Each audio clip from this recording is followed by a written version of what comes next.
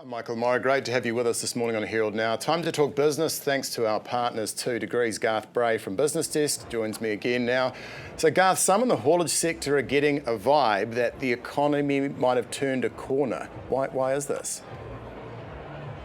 That's right, Michael. Look, I guess those haulage companies, the listed ones, your Freightways, your main freight, because they're picking up and putting down goods, they're a bit of an indicator of how well the economy is doing. And Freightways managed to chalk up a record $13.20 share price when trading in Finis last night. So their CEO, Mark Trough here, who I actually saw here, was just having a chat before, is saying, look, hey, maybe we've sort of turned the corner here. It's been a tough 2.5 years. They're kind of still waiting for the tailwind, but they managed to book, I think, 6.6% revenue growth in a period, remember when we saw a 0.9% drop in GDP in the last quarter when everyone got that surprise. So just a bit of an indication there from that listed freight company that things are picking up. Don Bray, probably a little bit, he's the main freight CEO, a little bit more cautious. I think they've found that they're going pretty tough, but particularly domestically. Obviously they trade, internationally. They're well represented in a lot of overseas markets as well. But just here saying, look, we're starting to see a bit of regional recovery. That's that milk money coming through.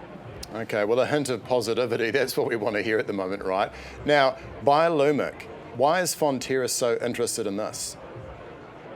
Right, this is a little startup company that BusinessDesk has taken a look at today. It's based in Palmerston North, and they basically use UV therapy to perform changes to seeds that others might use genetic modification for, which is obviously a lot more complicated and comes with a whole bunch of restrictions. Effectively, they're just putting seeds on a sunbed, I suppose, but using targeted UV in very sharp ways to sort of change gene expressions. They've managed to, or they're working on a prototype that would increase the potency of ryegrass, basically, make it more fat-bearing, and obviously, as we know, cows eat grass. New Zealand pasture farming is pretty much the envy of the world. So something like this is pretty interesting. They've got a joint venture running with Fonterra. They're also taking a look at how to do rice better, and they've got some trials underway here and in India next year that would look at potentially reducing the amount of water you'd need, the way you'd have to flood fields, and that in turn reduces the amount of methane that gets produced by rice paddies when they get flooded.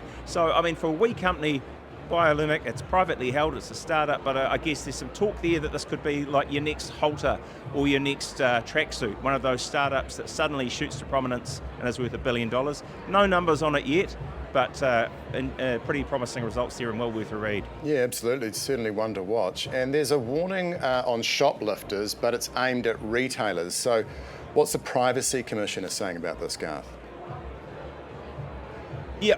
I guess we've all been to the shops, maybe a dairy or wherever, and sort of seen that rogues gallery posted up of photos saying this person's a shoplifter.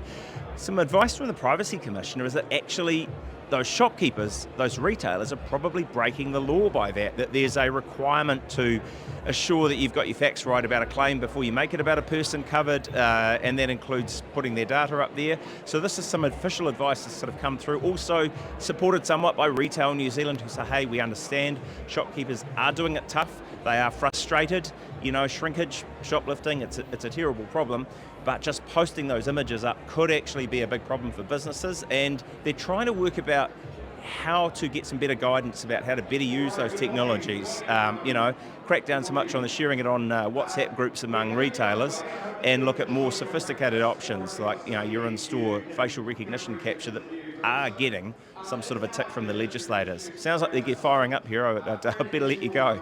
Yeah, all good, mate. Hey, Garth Bray from BusinessDesk. Thanks very much for joining us down there, and we'll go back to Garth later in the show.